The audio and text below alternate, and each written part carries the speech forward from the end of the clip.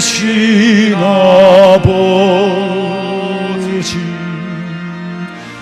이름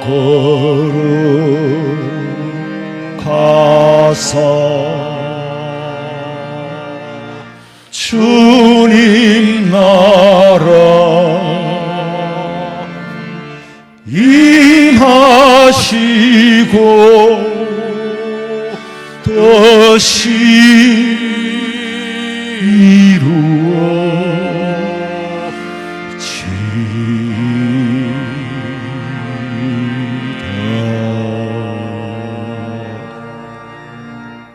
내 영혼아, 네가 어찌하여 낙심하며 어찌하여 내 속에서 불안해하는가? 너는 하나님께 소망을 두라. 그가 나타나 도우심으로 말미암아 내 하나님을 여전히 찬송하리로다. 창세부터 지금까지 함께 하신 아버지 하나님, 사람들이 돌아가는 세상은 어지럽고 혼란하지만은 오직 하나님만 바라보고 역사를 만드시고 역사를 주관하시는 하나님, 우리는 하나님의 통치를 받고 살고 싶어 하나님의 백성으로 주의 전에 나와 예배하오니 받아 연락하시고 우리의 지은 죄와 허물을 덮어 정하게 하여 주시옵소서.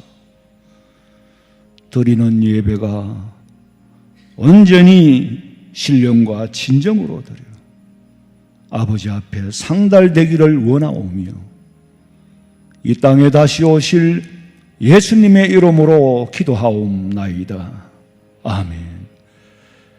전능하사 천지를 만드신 하나님 아버지를 내가 믿사오며 그 외아들 우리 주 예수 그리스도를 믿사오니 이는 성령으로 잉태하사 동정녀 마리아에게 나시고 본디오 빌라도에게 고난을 받으사 십자가에 못 박혀 죽으시고 장사한 지 사흘 만에 죽은 자 가운데서 다시 살아나시며 하늘에 오르사 전능하신 하나님 우편에 앉아 계시다가 저리로서 산자와 죽은 자를 심판하려 오시리라. 성령을 믿사오며 거룩한 공회와 성도가 서로 교통하는 것과 죄를 사하여 주시는 것과 몸이 다시 사는 것과 영원히 사는 것을 믿사옵나이다. 아멘.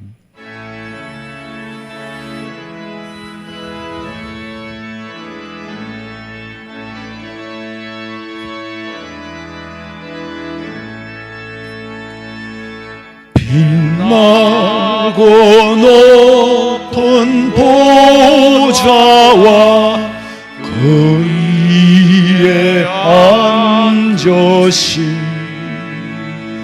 주 예수 얼굴 영광이 해같이 빛나네. 해같이 빛나네. 나 이제 생명 있음은 주님의 은혜요. 저 사망 권세 이기니 큰 기쁨 넘치네. 큰 기쁨 넘치네. 아멘.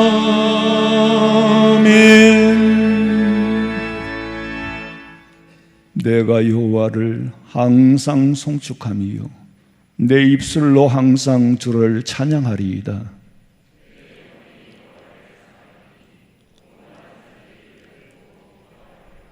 나와 함께 여호와를 광대하시다 하며 함께 그의 이름을 높이세.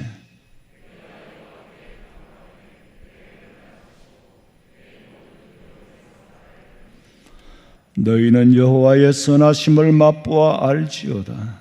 그에게 피하는 자는 복이 있도다.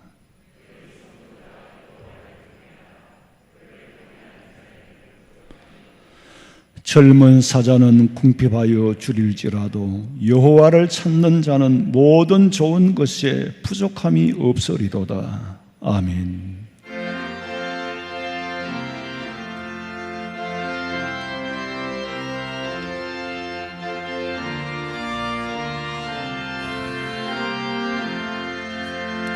예수 따라가며 복음 순종하면 우리 행할 길 환하겠네. 주를 의지하며 순종하는 자를 주가 늘 함께 하시리라. 의지하고 순종하는 길은 예수 안에 즐겁고 복된 길이로다. 해를 당하거나 우리 고생할 때 주가 위로해 주시겠네. 주를 의지하며 순종하는 자를 주가 안위해 주시리라. 의지하고 순종하는 길은 예수 안에 즐겁고 복된 길이로다. 남의 짐을 지고 슬픔 위로하면 주가 상복을 주시겠네. 주를 의지하며 순종하는 자를 항상 복 내려 주시리라. 의지하고 순종하는 길은 예수 안에 즐겁고 복된 길이로다. 우리 받은 것을 주께 다 드리면 우리 기쁨이 넘치겠네. 주를 의지하며 순종하는 자를 은혜 풍성케 하시리라. 의지하고 순종하는 길은 예수 안에 즐겁고 복된 길이로다. 주를 힘입어서 말씀 잘 배우고 주를 모시고 살아가세. 주를 의지하며 항상 순종하면 주가 사랑해 주시리라. 의지하고 순종하는 길은 예수 안에 즐겁고 복된 길이로다. 사랑의 하나님 아버지, 생명의 복음을 주신 주님을 찬양합니다. 부족하고 연약한 저희들에게 믿음을 주셔서 오늘도 주의 전으로 인도하심을 감사드립니다. 세상의 거친 바람 앞에 흔들리며 살고 있지만 천국에 대한 소망을 품고 살기 원합니다. 하나님을 향한 처음 사랑과 주님을 만나서 떨렸던 그 간절함을 회복시켜 주시옵소서. 자신들의 바벨탑을 계획해 놓고 하나님께서 이루어 주시기를 외치고 있습니다. 할 일을 계획하기 전에 이것이 주님께서 기뻐하시는 것인지 분별하게 하옵소서. 하나님의 말씀을 듣는 것으로 머물지 않게 하시고 말씀대로 살게 하옵소서. 하나님의 선한 뜻을 이루며 살아가게 은혜 베풀어 주시옵소서. 생명의 복음을 주신 하나님을 찬양하오니 주님 홀로 영광받아 주시옵소서. 주님, 이 예배를 통하여 너희가 누구인지를 기억하게 하옵소서. 우리는 성도입니다. 우리의 삶의 주권자이신 여호와 하나님을 경외하는 사람들입니다. 어느 자리에서 무엇을 행하든지 우리의 정체성을 잃지 않게 하여 주시옵소서. 성도는 하나님의 말씀의 분명한 원칙과 기준을 가지고 사는 사람들입니다. 세상이 아무리 유혹해도 지켜가게 하여 주시옵소서. 온갖 신앙적 언어로 사람을 미혹하고 오도하는 한국 교회의 현실을 각성하게 하여 주시옵소서. 성도는 하나님 앞에 사는 사람입니다. 아무도 없는 곳에서도 하나님의 시선을 의식하며 살게 하여 주시옵소서. 오직 하나님을 바라보며 살아갈 수 있게 하여 주시옵소서. 예배와 말씀 중에 하나님을 만나기를 간구합니다. 그리스도인의 모습으로 온전하지 못함을 용서하여 주시옵소서. 우리에게 있는 죄성과 육신의 연약함으로 주님의 말씀에 순종하지 못하고 자기 자신에 의지하려 했던 우리의 어리석음을 고백하고 회개합니다. 하나님 아버지, 담임 목사님의 영육을 강건하게 지켜주시옵소서. 깊은 성찰과 지혜로 맡은 사명 잘 감당하게 성령의 권능을 부어 주시옵소서. 우리 교회를 통하여 주님의 영광이 온전하게 드러나기를 원합니다. 목사님 말씀 선포할 때에 성령의 은혜가 넘치게 하옵시고 우리의 심령이 새로워지고 기쁨 충만하기를 원합니다. 사랑의 하나님 아버지, 우리 성도들의 아픔을 헤아려 주시옵소서. 아무에게도 말 못하는 상황들이 있습니다. 오직 주님만이 알고 계십니다. 그 마음을 어루만져 주옵시고 회복되게 하여 주시옵소서. 성도들의 가정마다 주께서 주시는 위로로 말미암아 기쁨과 평강이 넘쳐나게 하여 주시옵소서. 땅끝까지 나아가 복음 전하는 선교사님들, 팬데믹 상황 속에서도 언제 어디서나 안전하게 각자 맡은 역할과 사명을 잘 감당하게 지켜주시옵소서. 우리 민족과 국가가 갈등과 대립을 극복하여 국민 모두가 행복해하고 자유와 평화가 넘치는 건강하고 복된 나라가 이루어지도록 지켜주시옵소서. 우리의 주인 되시는 하나님 아버지, 이 예배를 통하여 주님 홀로 영광받아 주옵시고 십자가에 못 박혀 죽기까지 우리를 사랑하시고 구원하신 예수 그리스도의 이름으로 기도합니다. 아멘.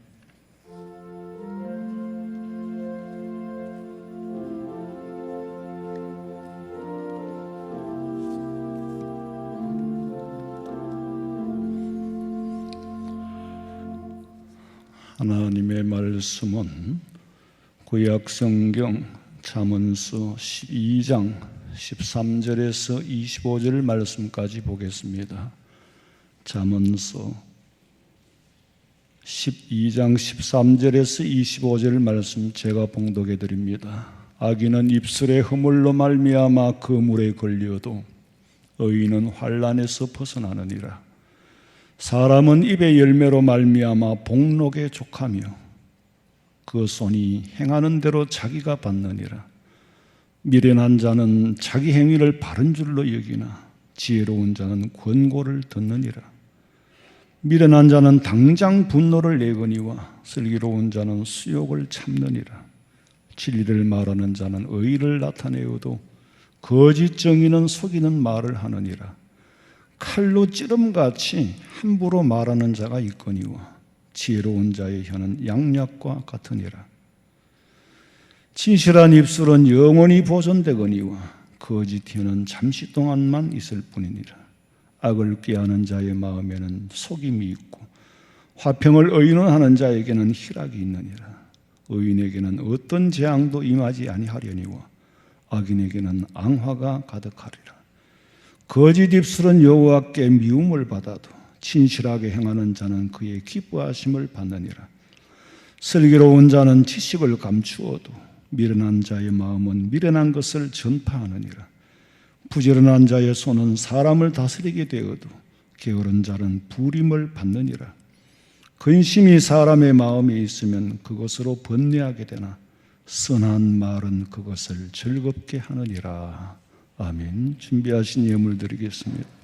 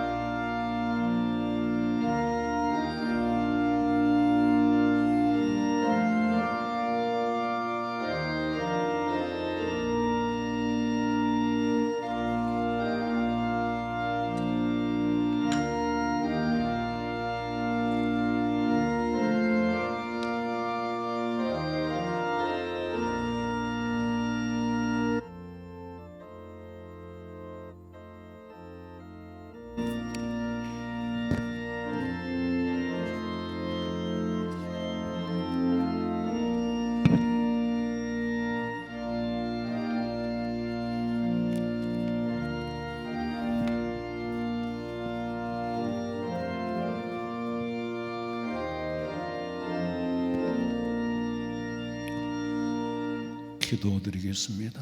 하나님 아버지, 가뭄은 해에도 걱정이 없고 더위가 올지라도 두려워하지 않고 그 잎이 청청하며 시냇가에 심은 나무가 뿌리를 강변에 뻗치듯이 우리 성도들의 삶 속에 마음과 건강과 물질의 삶도 하나님의 보좌에 뿌리를 내려 아버지 주시는 생명줄을 그 생명선에 생명을 얻어서 살아갈 수 있도록 복을 주시되 때를 따라 필요한 물질과 허탄한 데 지출되지 않게 하시고 건강을 지키시고 삶을 지키시고 형편과 사정을 아시는 전지하신 하나님, 우리의 모든 것을 굽어 살펴주시고 이 예배 속에 임재하시는 아버지 하나님, 오늘 하나님 만나고 아버지를 기쁘시게 하고 돌아갈 수 있도록 은혜를 허락하여 주시옵소서. 진심으로 감사한 마음으로 드리는 예물을 받아 연락하시기를 원하옵고 다시 오실 예수님의 이름으로 기도하옵나이다. 아멘. 광고 시간입니다. 다음 주일은 맥주 감사주일입니다. 그동안에 받은 바 은혜에 정성을 다하여서 준비하여서 감사한 마음으로 드리시기 바랍니다. 다음 주일 오후 2시 30분 정기 당회로 모입니다. 그리고 오후 예배 후에는 정기 재직회로 모입니다. 예배 안내를 추보에 그려진 디아그램과 같이 다음 주부터는 1부 오전 9시, 2부 11시 20분, 오후 예배 3시 30분, 그리고 유아부에서 유년부 주일 오전 9시, 중등부 11시 20분, 고등부 11시 20분. 예배 중 성가대 찬양은 아직 모이지 않습니다. 청년 1, 2부 소고 모임과 외국인 부서 예배는 추후 통보가 있을 때까지 하지 않고 청년들은 오전 1, 2부 예배에 참여하시기 바랍니다. 카페 개방 안 합니다. 다음 주일부터 예배에 등하교 차량 운행은 종전과 같이 재개합니다. 성도님께서는 오후 예배를 드리는 그 사이에 아무래도 교회 여러 공간에 모이게 되고, 모이는 건 어쩔 수가 없어요. 저라도 어디 들어앉을 때가 있어야 될 거 아니에요. 그런데 취식은 정말 좀 삼가해 주시기 바랍니다. 그래서 컵라면을 끓인다든가 커피를 마신다든가 이런 거는 좀 자제해 주시고, 그리고 또 청소도 깨끗이 좀 하고 그렇게 가시기 바랍니다. 주차관리부에서 주차를 원활하게 하기 위해서 이 차를 빼야 될 때는 빼야 되고, 또 그 이동해야 할 때는 이동해야 하고 하는데, 이 등록이 안 된 분은 누구 차인지를 몰라요. 그래서 아주 애를 먹습니다. 더더구나 예배 시간에는 이 방송을 할 수도 없고, 그러니까 꼭 쉐로 차를 구입했거나 차량 넘버가 변경된 분들은 나가시면서 차량 등록 신청성을 해주시면은 차량 관리부에서 운행하기 때문에, 그리고 2부 예배 마치고 또 차를 빼주셔야 또 3부 예배 오늘도 오는 분들이 용이하게 이용할 수 있으니까 참고해 주시고, 주일학교 여름 성경학교 행사가 표와 같이 진행이 될 거니까 위에서 기도해 주시고, 새벽 차량 운행 금요일입니다. 금요일인데 매주 금요일이 아니고 4주에 한 번 금요일이에요. 그러니까 지원하실 분 하시고 협조해 주시기 바랍니다. 천지 만물은 하나님이 말씀으로 창조하시고, 성경은 전부가 다 하나님의 말씀이에요. 그 말씀에 생명이 있다는 거, 그 말씀의 생명을 체험한 분들이라면은 그 말씀 한마디도 놓치지 않고 내게 필요한 가치를 만들어냅니다. 하나님의 말씀 뭐가 있다고요? 생명력이 있어요. 그 생명을 내가 받아들일 때, 말씀을 받아들이는 건 생명을 받아들이는 거예요. 생명을 받아들일 때에 내게 가치가 발생되는 겁니다. 믿음의 가치가 발생되는 거예요. 생명 있는 말은 인간에게만 준 선물이에요. 우리가 사용하는 이제 보편적인 말, 그 말에도 힘이 있지요. 말을 해도 아무도 안 움직여주면 그 말은 죽은 말이에요. 근데 말 한마디 하면은 움직여. 그럼 그 말은 힘이 있는 말이에요. 생명이 있는 말이라 그 말이에요. 우리가 일반적으로 의사소통을 하기 위한 말이 있어요. 밥 먹었어? 안녕? 잘 잤어? 의사소통을 위한 말이고, 생명이 있는 말은 따로 있어. 오늘 성경에서 가르치는 말이라는 것은 의사소통을 하기 위한 말이 아니라 생명 있는 말을 가르칩니다. 근데 이 말을 구분을 하지 못하고 의사소통할 때 쓰는 말이나 어떤 뜻을 전하는 말이나, 이 말을 구분을 할 수 있어야 되는데 경계가 없어요. 그러다 보니까 뜻있는 말도 의미가 없어지고 의사소통도 상처가 되기도 하고, 이 구분이 있어야 돼. 말을 헤아려서 사용하면 가치가 발생해요. 말을 헤아려서 하면 생명력을 만들어내요. 근데 말을 잘못하면 자기가 한 말에 자기가 걸리는 거예요. 그물에 걸린다 그랬어. 말로 사람을 살리기도 하고 말로 사람을 죽이기도 하고. 여러분 요새 며칠 전에 그 새우튀김 사건 아시죠? 그 새우튀김을 배달로 주문해서 먹었는데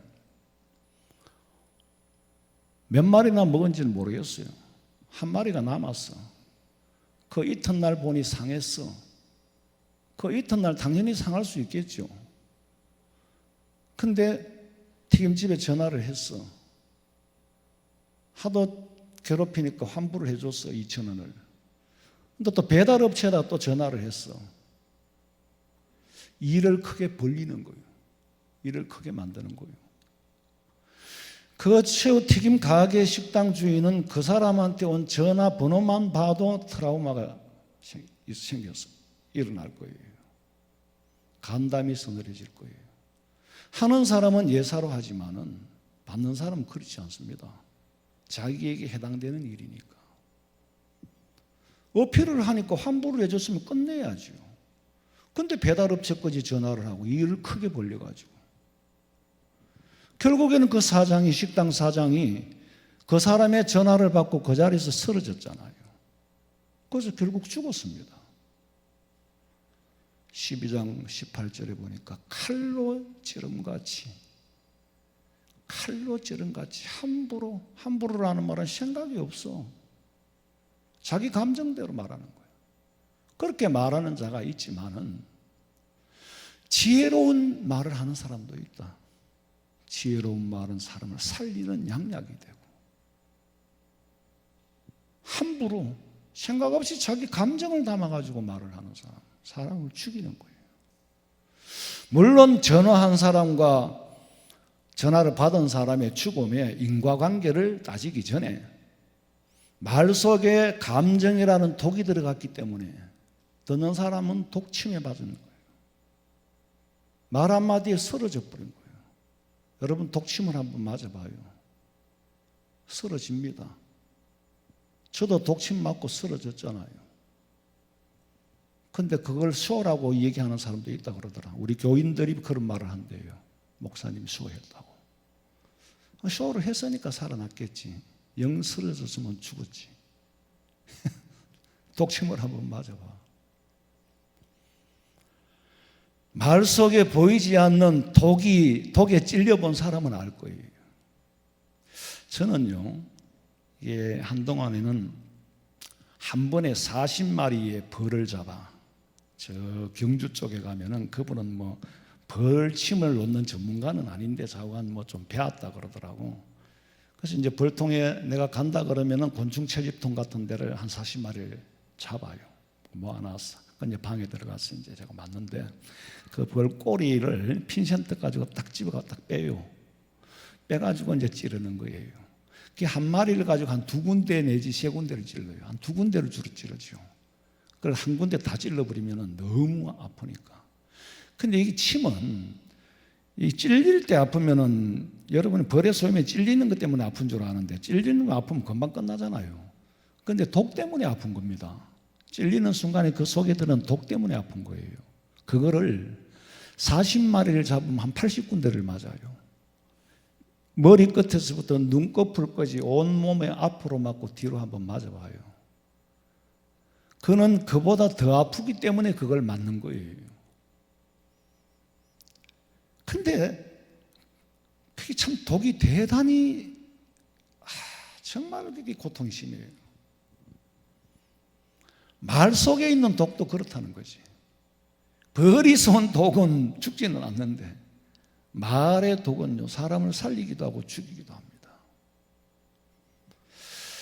저는 옛날에 대명동에서 한밤중에 골목길에서 한장한 4명의 청년이 갑자기 나를 둘러싸고, 강도들이에요. 칼 길이가 제가 생각하는 이만큼 긴 것 같아. 그걸 딱 목에 갖다 대더라고. 근데 나는 이게 그 순간에 두렵거나 놀라거나 그런 생각은 전혀 없고 담담했어요. 내가 잃을 것도 없고. 그래도 목에 댄 칼을 찌르면 폭 들어가 보겠지. 뾰족한 칼이런데. 그러더니 이제 적어도 돈을 뺏어 가려고 그러니까 그 다음에 머리에 찌르더라고요. 정수리에 콕 찌르고 4명이서 붙들고 지갑을 이제 빼가 가는데, 그리고 차를 타고 도망가는 건데, 내가 차는 안 봐도 봤지만은 저 차도 지그 차가 아닐 거고. 근데 왜 뺏어가지고는 꼬리가 빠지게 도망을 갈까? 4명의 건장한 놈이 왜 나 한 사람을 두고 도망을 가냐고. 죄를 지었으니까 도망가지. 그렇다고 내가 막 피를 흘리고 급하게 집으로 뛰어간 것도 아니에요. 그냥 천천히 걸어서 집에서 들어가서 어두우니까 문을 여는데 우리 집 사람이 보고 깜짝 놀라는 거예요. 온 얼굴에 다 피가. 나는 이렇게 놀라지도 않는데 식은땀이 흐르나 그런 정도로 생각을 했어요. 그냥 칼을 맞은 거지. 근데 그 칼 맞고 상처를 받아가 내가 죽고 싶다 이런 생각은 전혀 없었어요. 아픈 줄도 모르고. 근데 사람을 죽이는 거는 독이 든 말, 독침의 말은 칼보다 더 무서워요. 더 고통스럽게 하고 정말 말의 독침을 맞으면 죽고 싶어요. 자괴감이 들고 가슴에 불덩어리가 용솟음치고 정말 하나님이 아니면 내가 왜 살아야 되나 죽어버리고 싶은 거예요. 잠언서 12장 15절에 보니까 미련한 자는 자기 행위를 바른 줄로 여기나 자기가 하는 일이 바른 줄로 알아요. 그게 미련하다는 거지. 아니 새우튀김 손님은 자기가 하는 말에 독이 든 줄을 몰랐지만은 듣는 사람에게는 독침이 되는 거예요. 그래서 말을 조심히 해야 되고 말은 가려서 해야 되고 헤아릴 줄 알아야 돼요. 그렇다고 이치를 따지지 말자는 얘기는 아니에요. 뭐 잘못됐으면 따져야죠. 그러나 따지는 방법이 정제된 말을 해야 되지 거기에 감정을 실어가지고 말을 하니까 칼 끝에 혀 끝에 칼을 단 거와 마찬가지예요. 그 트라우마 때문에 충격을 받아버리는 거예요. 이렇게 이 사회가 만들어지면 어떻게 되겠어요? 아무리 옳고 그름이 있어도 도덕을 파괴하거나 가슴에 비수를 꽂는 말은 안 해야 돼요. 그 말을 하면 결국 자기에게 돌아갑니다. 말이 인생을 만든다는 걸 알아야 돼요. 건강한 자존심을 가진 사람은 자기 자존심을 지키기 위해서라도 일을 그렇게 처리하지는 않습니다. 생각해 보세요. 몇 년 전에 우리 부교육자들하고 해운대에 있는 그 호텔은 아니고 자관 큰 건물에 그 이름을 제가 잘 모르겠는데 큰 뷔페 식당이 있어요. 그것도 뭐 또 등급이 있더만요. 더 비싼 데는 이렇게 했는데 그 길 갔어. 앉았는데 서빙하는 청년이 물컵에다가 물을 한 컵 쭉 따르고 갔는데 물을 마시려고 보니까 뭔가 이게 냄새가 나고 이상해요. 다른 사람들 마시보라고 그러니까 대더니 아유. 그래서 종업원을 불렀어. 이 물에 아무래도 문제가 있는 것 같은데 물을 좀 바꿔달라고 그랬더니 문제가 없다는 거예요. 그 말은 마셔도 된다는 말이지. 아니 문제가 있으니까 하는 말이잖아. 그러면 자네가 한번 마셔봐. 같이 온 사람 옆구리를 찌르면서 먹지 말라는 거야. 저거는 저것끼리 먹지 말라는 물을 손님한테는 먹어도 된다고 우기니까 거기다가 대고 싸우기 위해서 왜 하겠어요? 지배인을 좀 불러오너라. 지배인을 불러왔어. 이 물을 괜찮다고 마시라고 하는데 한번 마셔보라고. 죄송합니다. 처음 온 종업원이 청소용 소독물을 갖고 온 거예요. 이 물이 온 테이블에 다 얹혔는지 여기만 왔는지는 모르겠는데 자관 이 물을 마셔보라고. 보디만은 막 죄송합니다. 죄송합니다. 만약에 내가 이 물을 한 잔을 가지고 그 종업원하고 화를 내고 소리를 지르면 내 자신이 자존감이 엉망이 되어버리잖아요. 잠언서 12장 16절에 보면 미련한 자는 당장 분노를 내거니와 슬기로운 자는 수욕을 참느니라. 먹어도 되는 물을 시비를 거는 진상손님이 될 뻔했단 말이에요. 이거 자체가 내한테는 수욕이에요. 정신세계에 사는 사람인데 그 자존감 굉장히 중요하게 여깁니다. 자존심 건드리는 거는요 용서가 안 돼요. 내가 얼마나 내한테는 수욕인지 몰라. 만약에 그렇다고 해서 그 큰 뷔페에다가 소리를 지르면서 어떻게 이런 물을 갖다가 먹으라 그러냐고 떠들면은 그 뷔페에 있는 손님들의 전부 음식 맛이 다 떨어지고 그 뷔페 장사 못하게 만들 수도 있어요. 잠언 12장 13절에 보니까 악인은 입술의 허물로 말미암아 거물에 걸려도 의인은 환난에서 벗어나느니라. 아무리 잘못했어도 내까지 그러는 거는 같이 잘못하는 거예요. 잘못한 건 고쳐주면 되는 거예요. 오늘 성경에서는 말의 힘과 말의 생명력을 가르치는데 악한 말은 사람을 죽이는 말이 되지만 독이에요. 그거는 선한 말은 사람을 살리는 말이 되는 거다. 12장 25절에 보니까 근심이 사람의 마음에 있으면 그것으로 번뇌하게 하나 선한 말은 그것을 즐겁게 하느니라. 말의 도덕성을 빼버리면 뭐가 됩니까? 독이 됩니다. 말의 도덕성을 더하면 선한 말이 되어서 듣는 사람도 행복하게 하고 말하는 사람도 결국에는 자기 자존감도 올라가고 선한 말은 열매가 되어서 돌아옵니다. 도덕성을 뺀 말은 듣는 사람에게는 무기예요. 무기가 되는 거예요. 마음을 다치게 합니다. 상처를 입히는 거예요. 그 상처가 세월이 흐르면은 감정은 사라지지만 흉터는 지워지지 않습니다. 우리 그리스도인들은 사람을 살리는 말을 해야지 죽이는 말을 하면 안 돼요. 목사님, 저는 죽이는 말을 한 적이 없는데요. 죽이는 말을 한 적이 없으면 다행인데 모른다는 거지. 자기가 함부로 말한다는 말은 모른다는 얘기예요. 말에 진심을 담으면 남에게 힘이 돼요.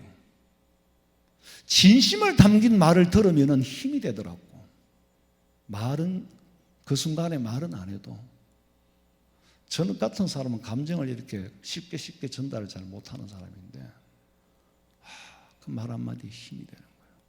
하루 종일 활력이 넘치는 거예요. 말에 사랑을 담으면 선이 되어서 선한 열매가 되어서 돌아옵니다. 인생은요, 말로서 자기 인생을 만듭니다. 말로서 자기 인생을 만들기도 하고 말로서 자기 인생을 파괴시키기도 해요. 한번 돌아보세요. 우리 청년들은 잘 들어야 돼요. 내 인생을 뭘로 만들어? 말로서 내 인생을 만드는 거예요. 말로서 내 인생을 파괴해요. 돌아보니까 말이 지금 내 모습을 만들었더라고. 세상에 말만큼 하기 쉬운 것도 없지만 말만큼 하기 어려운 것도 없어요. 말을 잘 한다는 건 대단히 어렵습니다. 말은 많지만 생명을 살리는 말을 하는 것도 쉽지 않아. 말의 가치를 만들어내는 것도 쉽지 않습니다. 살리는 말을 듣기도 어렵고 가치 있는 말을 듣는 것도 쉽지 않아요. 뉴스에 보면 내 삶에는 하나도 영양가가 없어. 안다고 떠드는 사람이나 현실을 파악한다고 떠드는 사람이나 믿음의 차원에서 내려다보면 도토리 키재기예요. 이런 세상의 다스림을 받는 것은 우리가 몸담고 있는 육신이지만은 그리스도인은 하나님의 통치의 다스림을 받기를 주님의 이름으로 축원합니다. 이 세상의 통치를 보면은요, 복잡하고 스트레스 받아 못 살아요.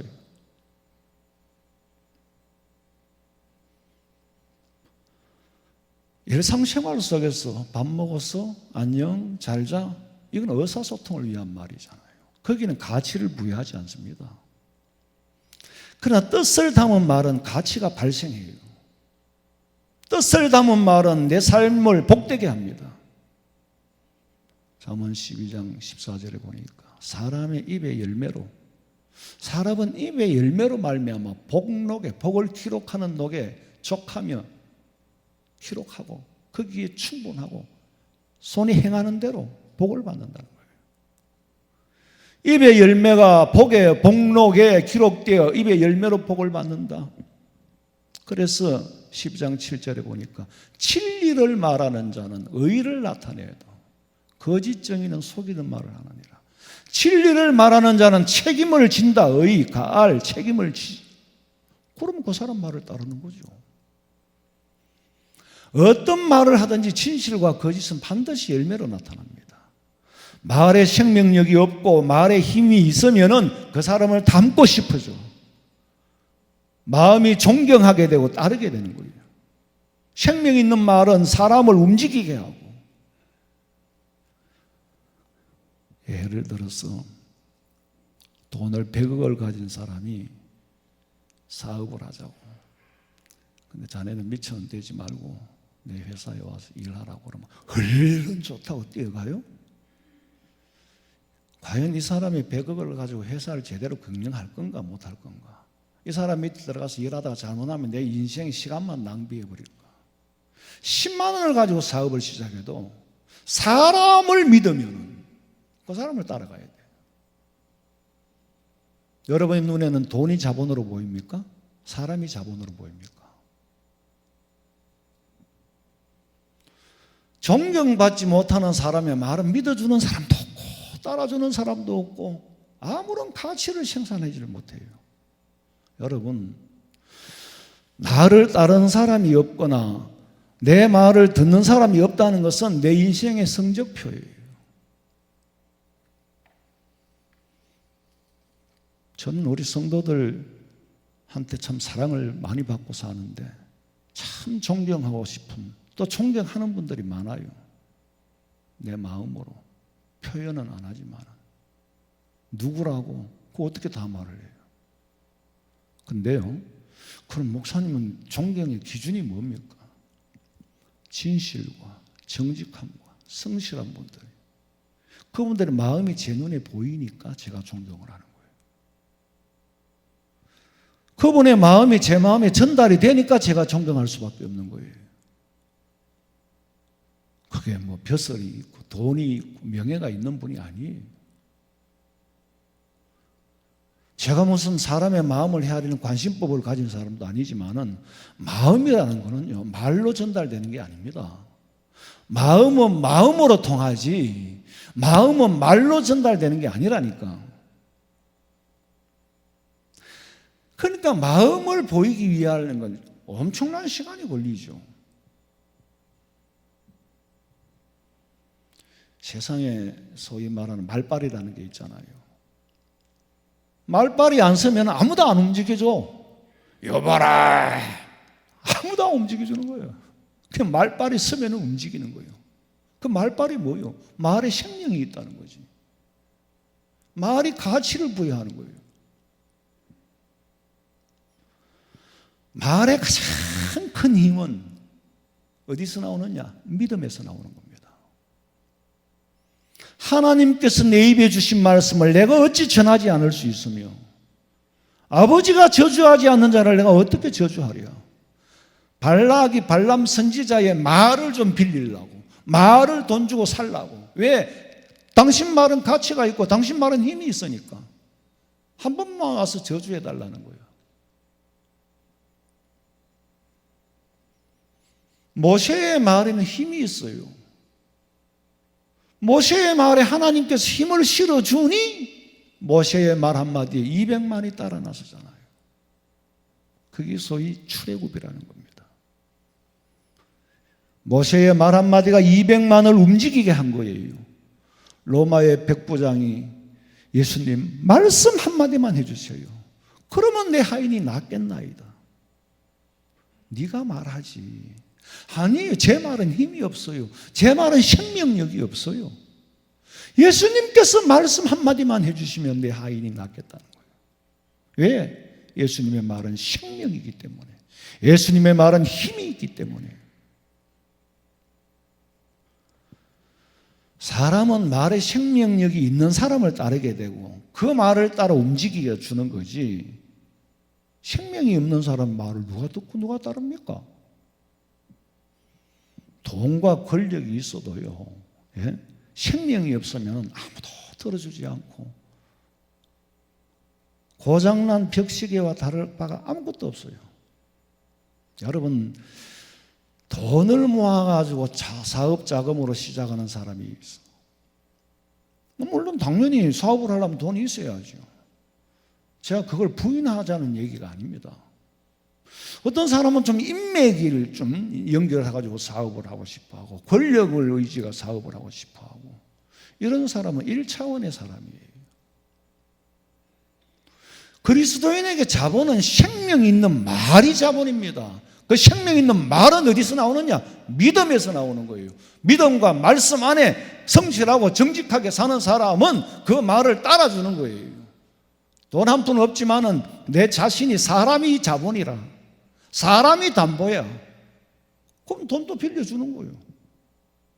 네가 이 돈을 가지고 사업을 해서 망하면 난 억울하지도 않다. 내가 돈 못 받아도 돼.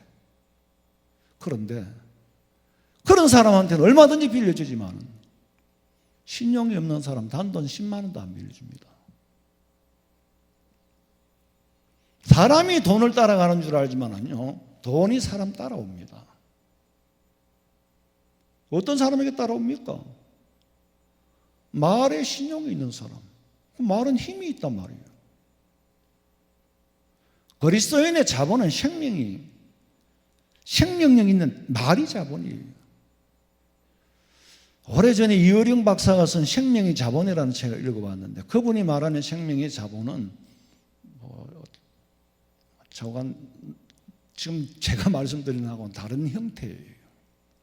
어떤 모양이 별로 없더라고. 내가 다 읽어봤는데, 그분은 책을 내가 비판하자는 얘기가 아니고 성경하고는 아직 거리가 먼 얘기예요. 거리가 멀다기보다 자기 나름의 세계에서 하는 거예요. 돈이 자본이 아니라 뭐가 자본이라고? 내 자신이 자본이에요. 사람이 자본이라고. 변함없는 자본은 내 자신이에요. 성실을 식물로 삼고 사는 자에게 시편 37장 3절 읽어봐요. 여호와를 의뢰하고 선을 행하라. 땅에 머무는 동안 그의 성실을 먹을거리로 삼을지어다. 또 여호와를 기뻐하라. 그가 내 마음의 소원을 내게 이루어 주시리로다. 성실을 식물로 삼고 사는 자에게는 마음의 소원을 이루어 주신다. 여러분, 아무것도 가진 것이 없어도 일을 만들어내는 사람이 있는가 하면, 가진 것이 없으니까 아무것도 할 수 없는 줄로 생각하는 사람이 있어요. 가진 게 없는데 뭘 어떻게 해? 그 테두리 안에 갇히면 할 수 있는 건 아무것도 없습니다. 가진 것이 없으니까 사업도 못하고 배운 것이 없으니까 아무것도 못한다는 생각에 갇힌 사람은 할 수 있는 게 아무것도 없어요. 청년들 잘 들으세요. 지금부터 내 자신을 성실한 자본으로 만들어요. 나를 자본으로 만들으라고. 은행에 저축하는 것도 자본이 되지만은, 사람이 자본이 되면은 현금은 따라오고 사방에서 사람이 따라오게 돼 있어요. 세상이 아무리 변해도요, 내가 좀 더 힘들고 내가 좀 더 성실하면은, 성실한 사람을 사용할 곳은 언제든지 얼마든지 있어요. 나를 자본으로 만들어 놓으면 나를 쓸 곳은 언제든지 있다고. 예수님 오시는 날까지 있어. 깊이 생각해 보세요. 내 말을 믿고 따르는 사람이 있다면 그보다 더 큰 자산은 없어요. 내 말을 믿어주는 사람이 많다면 그보다 더 큰 자산은 없다고. 잠언 12장 17절에 진리를 말하는 자는 의를 나타내요. 책임을 지는 거예요. 진리는 반드시 책임질 수 있기 때문에 진리를 말하는 거예요. 거짓 정의는 속이는 말을 하는 거예요. 말을 해놓고 알맹이가 있어야 뭘 들으려지. 거짓이 딴 거 있습니까? 나머지 알맹이가 없으면 거짓입니다. 진리를 말하지 않았기 때문에 당연히 알맹이가 없는 거죠. 그러니까 내 말을 안 믿어준다면 왜 안 믿어줄까? 내가 미치겠네. 내 말에 사람의 마음을 움직이지 못한다면 왜 움직이지 못할까? 미치겠네. 원인은 자기한테 있어요. 그게 자기 삶의 성적표라니까. 내가 진리 안에 사는지 밖에서 사는지를 한번 생각해 보라고. 남이 봤을 때 저 사람은 정말 진리 안에 사는 사람이야. 진리 안에 사는 사람이라면은 따라오게 돼 있어요. 뭐가 자본입니까? 사람이 자본이기 때문에 인적 자원도 물적 자원도 다 따라오게 돼 있어요. 진리를 말하면 반드시 가치가 발생됩니다. 말에 가치가 발생된다고. 그런데 진리 안에 사는지 밖에 사는지 판단이 없어. 사람은 자기 판단 이상 못 살아요. 그럼 어쩔 수 없는 거죠. 야고보서 3장 4절 읽어봐요. 또 배를 보라. 그렇게 크고 광풍에 밀려가는 것들을 지극히 작은 키로서 사공의 뜻대로 운행하나니, 이와 같이 혀도 작은 지체로 돼 큰 것을 자랑하도다. 보라, 얼마나 작은 불이 얼마나 많은 나무를 태우는가. 혀는 곧 불이요, 불의의 세계라. 혀는 우리 지체 중에서 온몸을 더럽히고 삶의 수레바퀴를 불사르나니 그 사르는 것이 지옥불에서 나느니라. 잘 아시잖아요, 이 말씀. 덩치가 어마어마하게 커도요, 그 큰 배를 움직이는 것은 키예요. 사람의 인생도, 인생의 키는 혀라고 했어요. 말이라고 했어요. 내 혀끝의 말이 인생의 배를 움직이는 방향 키로 작동을 해야 되는데, 이게 제대로 작동하지 못하면 망망대해에 표류하는 배와 똑같아요. 인생은 돈으로 시작하는 게 아닙니다. 돈은 없어도 말의 생명력이 있는 사람에게는 돈도 자금도 여호와 이레의 하나님이 준비하고 계시고, 사람도 만나게 해주고, 사람도 붙여주고, 돈도 빌려주고. 청년들 잘 들으세요. 청년들은 지금 인생을 만들기 시작하는 과정이잖아요. 돈 벌려고 하지 말고 자기를 만들으라고, 자기를. 사람을 만들면은, 목사님, 현실을 모르고 너무 추상적인 말씀을 하시고, 그거 지금 우리 삶에 이게 접목이 되는 말씀을 하셔야지, 너무 현실을 모르고 하시는 말씀 아닙니까? 지금 사람이 성실하다고 누가 알아줍니까? 돈이 있어야 뭘 하지. 그런 사람은 안 들어도 돼요. 할 수 없어. 그런데 지금 여러분이 만약에 목사님 말씀이 비현실적이고 너무 추상적인 말씀이라고 생각하는데, 그런 분이 있다면은, 저는 그 비현실적이고 추상적인 상황을 현실 안에 끌어들여서 살았고, 지금도 그 추상적인 말씀 안에 삽니다. 가상의 세계를 현상의 세계에 끌어들여서 살고 있어요. 40년 동안 제가 사역을 했어. 그동안에 체험한 것은, 그 은혜를 전하지 않는다면은 하나님이 내게 책망하실 거예요. 사도 바울이 뭐라고 했어요? 푸덕불 자랑하지 아니할 수가 없다. 왜? 나를 자랑하는 것이 아니라 하나님이 주신 은혜를 자랑하지 않을 수 없다. 여러분은 간증하세요. 복 받아놓고 간증을 안 하는 것은 달란트를 묻어두는 겁니다. 바울은 푸덕불 자랑한다 그랬어. 제가 지금 저를 자랑하는 게 아니에요. 나와 함께 하신 하나님을 자랑하는 거예요. 믿음을 자랑하는 거예요. 길지 않은 인생을 살았지만은 지금까지 체험한 것만도 다 기록할 수 없고, 만입이 있어도 다 말할 수가 없어요. 하나님께서 주시는 믿음의 담력을 얻으면은요, 세상에 두려움이 없어져요. 내가 처한 상황이 달라 보여요. 변한 건 아무것도 없는데, 상태는 변한 게 없는데, 그 변하지 않는 상태가 내가 보는 상황이, 내가 보는 눈으로는 상황이 다르게 보여. 하나님의 사업을 위해서 사용할 돈은 지천에 깔렸더라고. 내가 보기에는. 나를 위해서 쓸 돈은 한 푼도 없어요.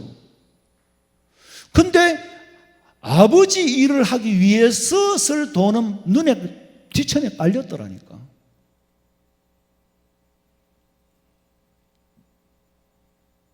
나는 다 그만둬. 나 시간이 필요하고, 당신들이 어떻게 약속을 어기더라도 나는 내 갈 길을 갈 테니까 사람만 내보내달라. 왜? 하나님의 일을 하기 위해서는 돈이 깔려 있으니까. 내가 잘 먹고 잘 살 수 있는 돈은 한 푼도 없어. 믿음 안에서 얻은 담력은 하나님이 주시는 담력이니까.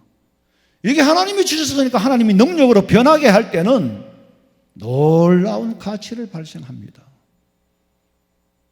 저는 이걸 체험으로 생각해요. 하나님이 주신 은혜예요. 거침없이 말하게 하는 거예요. 그렇다고 뭐 사람이 뭐 만용을 부리고 거침없이 말하는 게 아니고, 믿음 안에서는 거침없이 할 수 있겠더라고. 왜? 믿음이 믿어지니까. 하나님이 주신 말씀을 하니까 사람들이 믿더라고. 사람들이 따르더라고. 돈을 하나도 없는데 돈을 은행에다가 빌려달라고 내가 액을 복구를 했으면 은행에서 빌려주겠어요? 안 빌려줍니다. 은행에서 와서 자금을 신청을 했더니 은행에 와서 뭐 교회는 안 된다는 거예요. 안 돼요? 그럼 안 되면 가라고. 안 되는데 뭘 해? 내가 거기서 액을 복구를 해요. 하나님은 사람한테 액을 복구를 하게 만들지를 않아요. 그러면 그 일을 안 해야 돼요. 내가 이 말씀을 여러 번 드립니다. 사람은 인생이 짧기 때문에 많은 간증이 없어요. 내가 살아온 동안에 있는 간증이에요. 일주일인가 열흘인가 했다고 가지고 빌려주겠다고 통사정을 하는 거예요. 무슨 희한한 일이 다 있어. 그것도 여신 규정이 있을 건데. 하나님이 제게 주신 마음은 어떻게든지 이루어지게 하시더라. 할렐루야. 옛날 옛적의 얘기가 아니에요. 지금도 그 연장선상행 상황 속에서 살아가고 있잖아요. 그 대출 그 빚이 아직도 남아있어요. 끄트머리가. 그런데 하나님 공짜로 돈을 줘? 안 줍니다. 그러면 어떻게 되겠어요? 그 다음에 대출 빚을 다 갚아버리면 어떻게 되겠어요? 목사도 돈에 방탕하고 취할 거고 각 부서마다 매주 통닭을 여러 수십 마리 시킬 거고 교회를 타락시키는 것은 돈 때문이에요. 돈이 많으면 타락해요. 하나님이 필요한 만큼 적당하게 주시는 거예요. 우리 그리스도인들이 혀끝에 말로 인생을 사는 것이 아니라 믿음의 담력과 생명의 말씀을 체험하면서 사는 것이 그리스도인의 삶입니다. 생명 있는 말이 그냥 만들어집니까? 마태복음 21장 21절 읽어봐요. 예수께서 대답하여 이르시되 내가 진실로 너희에게 이르노니 만일 너희가 믿음이 있고 의심하지 아니하면 이 무화과 나무에게 된 이런 일만 할 뿐 아니라 이 산더러 들려 바다에 던져지라 하여도 될 것이고. 생명의 말은 하나님의 말씀을 믿어야 하는 거예요. 하나님의 말씀을 못 믿으면 누구를 믿어요? 하나님의 말씀에 믿어질 때에 생명의 말을 하는 거예요. 말을 하면 거기 생명이 살아있는 거예요. 하나님이 주신 말씀을 믿을 때에 내가 하는 말에 가치가 발생되고 내가 하는 말에 생명이 있고 내가 하는 말에 따라주는 거예요. 그건 장 목사를 두고 하는 말이 아니고 여러분 자신이 그렇다 이 말이에요.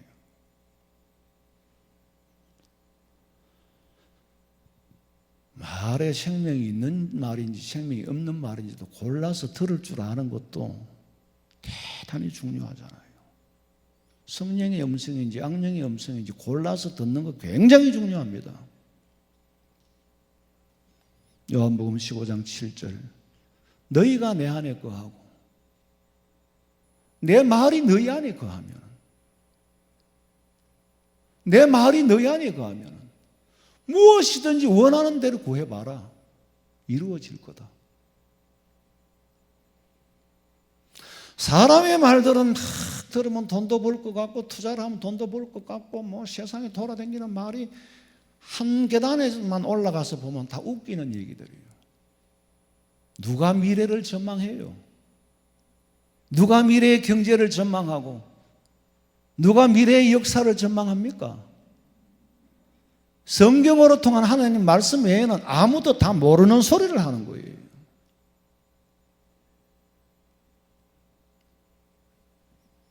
말을 골라서 들을 수 있는 귀를 열어주는 거. 주님의 말씀이 나를 다스릴 때 구하는 대로 주신다. 믿음이 어디서 나옵니까? 로마서 10장 17절에 보니까 믿음은 들음에서 나며 들음은 그리스도의 말씀으로 말미암느니라. 뭘 들어요? 그리스도의 말씀을 들으면 믿음이 생기는 거예요. 그 믿음으로 말을 하면 생명이 있고 그 믿음으로 말을 하면 힘이 있고 그 믿음으로 말을 하면 누가 따라주는 거예요. 아무도 안 따라주면 그 말은 죽은 말이지 생명이 없는 말이지. 그렇잖아요? 여러분 인생을 돌아보면 한마디 한마디 말이 자본이 됐더라고. 말이 자본이에요. 수백 번의 판단이 모여서 내 모습을 만들고 사는 겁니다.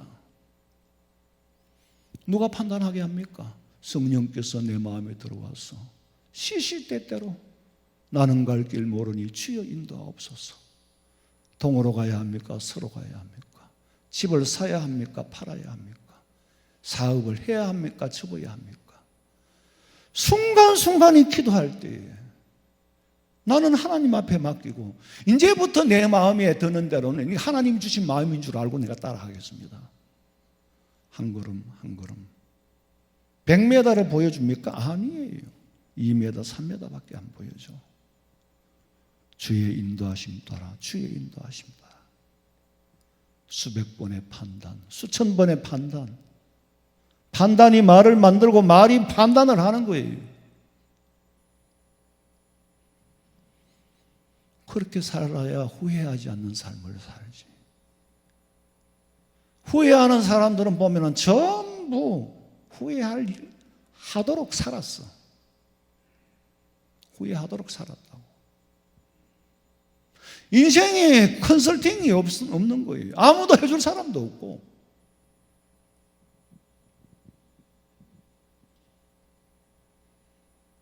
여러분이 하는 말은 어디서 배웠습니까? 여러분이 하는 판단은 어디서 배웠습니까? 들은 대로 말하게 되고 들은 대로 판단하게 돼요. 로마서 10장 16절 읽어봐요. 그러나 그들이 다 복음을 순종하지 아니하였도다. 이사야가 이르되 주여 우리가 전한 것을 누가 믿었나이까 하였으니 그러므로 믿음은 들음에서 나며 들음은 그리스도의 말씀으로 말미암았느니라.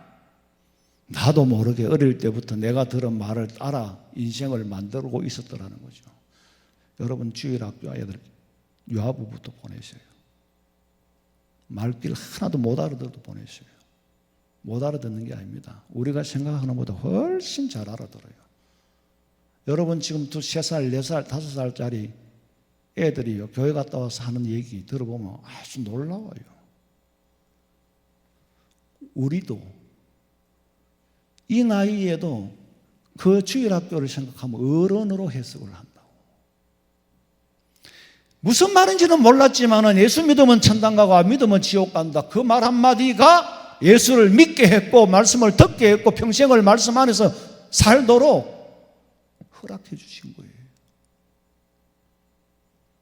주일학교 선생님의 말씀이 진리의 눈을 뜨게 해주고 가치관의 걸음이 되었고 밥상머리에서 부모님에게 들은 말씀 사람 사는 도리를 가르쳐 주는 거예요.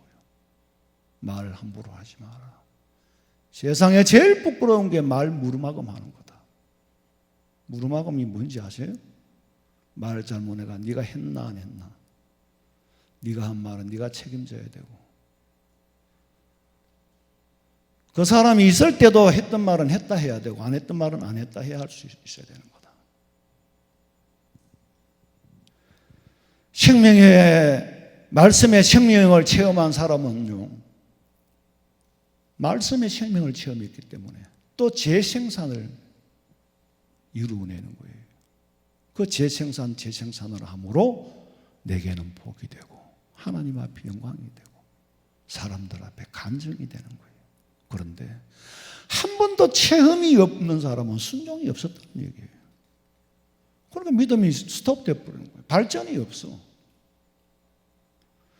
오늘 우리는 내 믿음이 체험을 만들고 체험이 있는 삶에는 체험이 있는 말에는 생명이 있어. 생명이 가치를 발생시켜. 여러분 인생은 말로 만듭니다.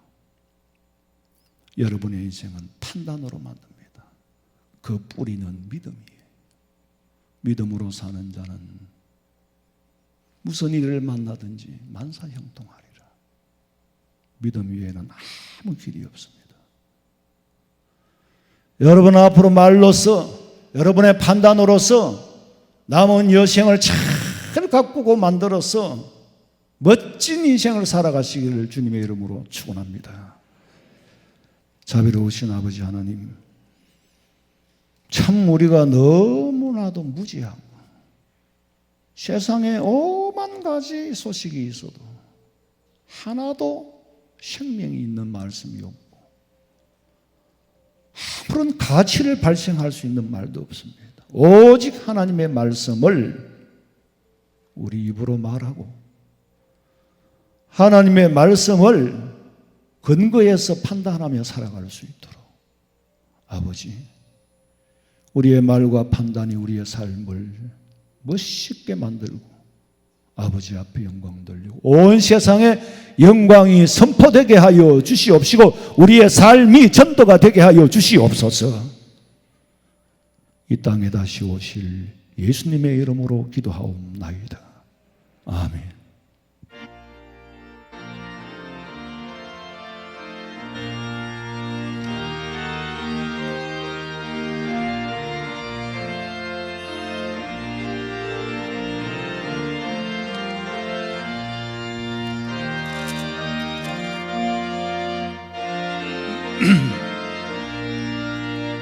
주님의 마음을 본받는 자, 그 마음에 평강이 찾아오면 험악한 세상을 이길 힘이 하늘로부터 임함이로다.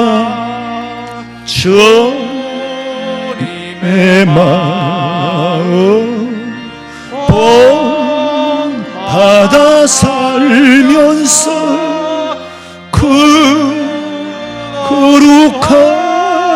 거룩하신 나도 이루리. 주 모습 내 눈에 안 보여도 검성 내 귀에 안 들려도 내 영혼 날마다 주를 만나 신령한 말씀 널 배우도다. 주님의 마음 본받아 살면서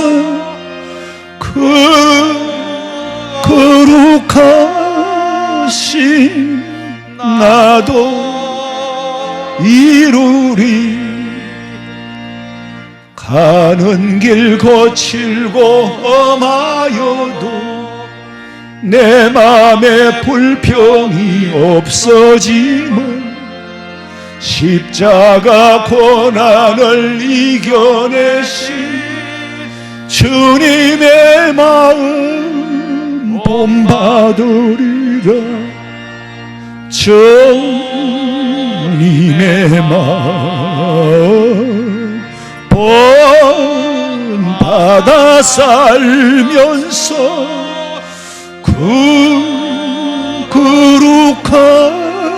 거룩하신 나도 이루리. 주 예수 세상에 다시 올 때 그날엔 무성도 변화하여 주님의 빛나는 그 형상을 다 함께 보며 찬양하리. 주님의 마음 본받아 살면서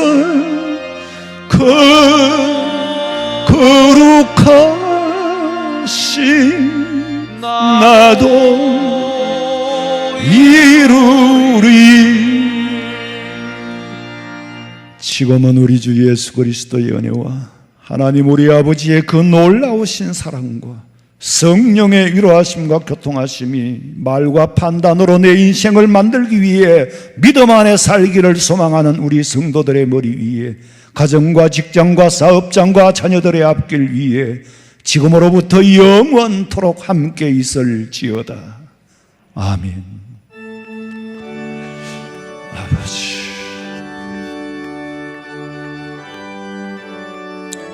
주여 믿습니다.